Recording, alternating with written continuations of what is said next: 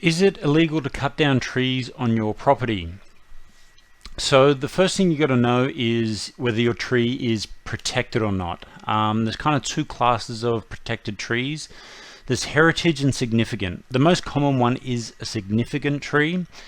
Now the way that you're going to find whether your tree is significant or not is to view your cities or local counties tree ordinance.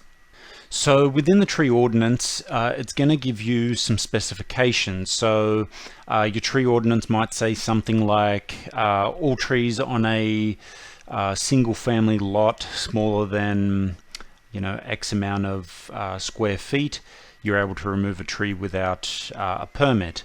Or maybe it'll say trees with a trunk circumference with less than 2.3 feet or X amount of inches may be removed without a permit. So there's all these kind of rules, and then there's caveats to those rules or exemptions.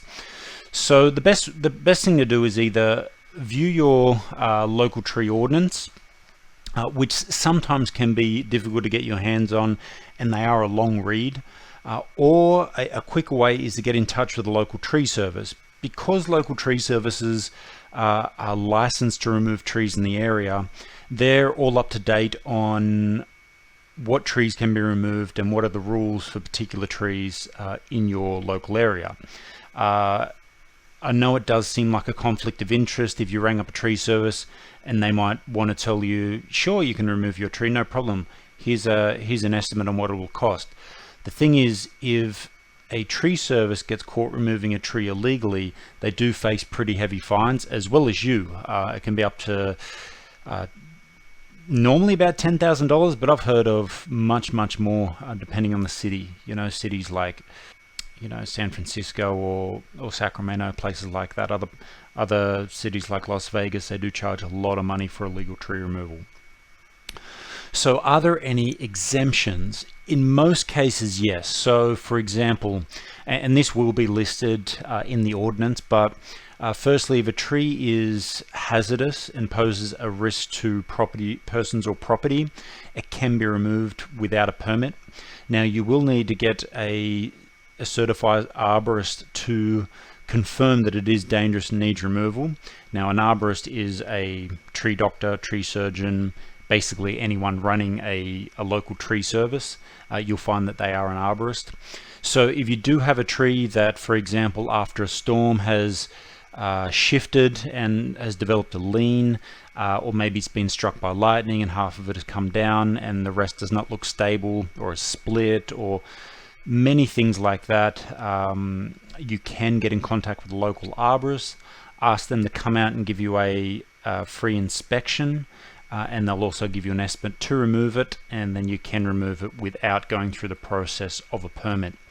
Other exemptions are normally dead trees, trees that have fallen in storms. Depending on the city or county, it could be a tree that's too close to your home. So normally if it's within sort of 15 feet of your house foundations, it can begin to damage your home. So some cities and counties, again, you will need to check the tree removal ordinance or get in contact with the local tree service.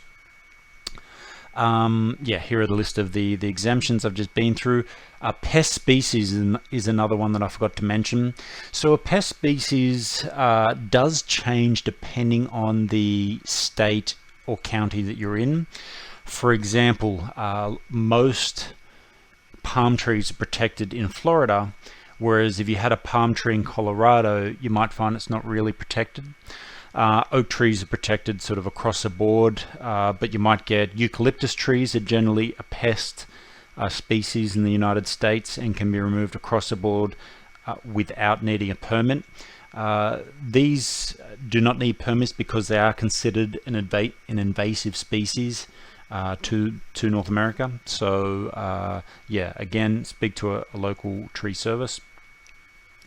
So that's a dead tree, and yeah, obviously trees that have been blown over in a storm that cannot be erected again, you can remove without a permit. As mentioned, huge fines will be given to you if you were caught to remove a tree without the proper permits or permissions. So what to do next? What you could do is you could go to your search engine and you could search for, let's say you lived in Sacramento in California, you'd type in tree removal permit or tree ordinance Sacramento, and you should come up with it.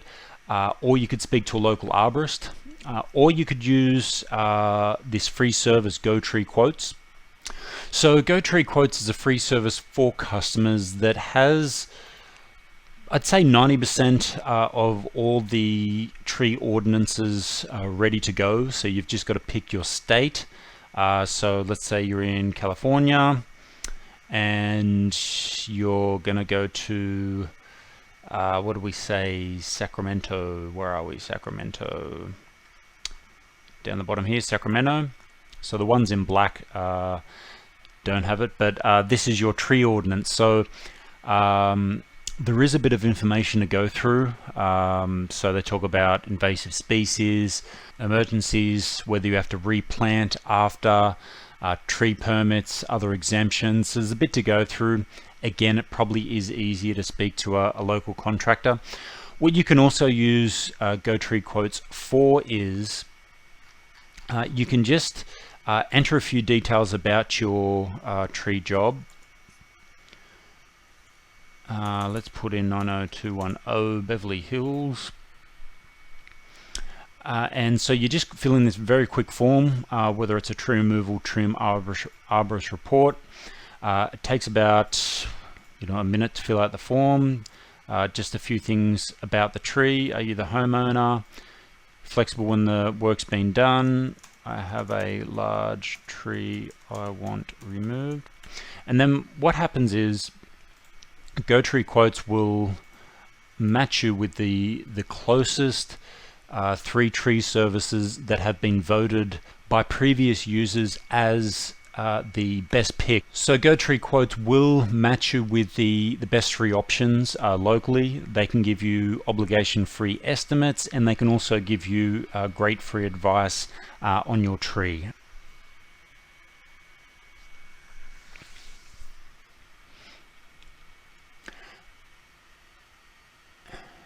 And once you have been matched with local tree services, they actually get in contact with you and they can give you free advice and estimates on your tree job.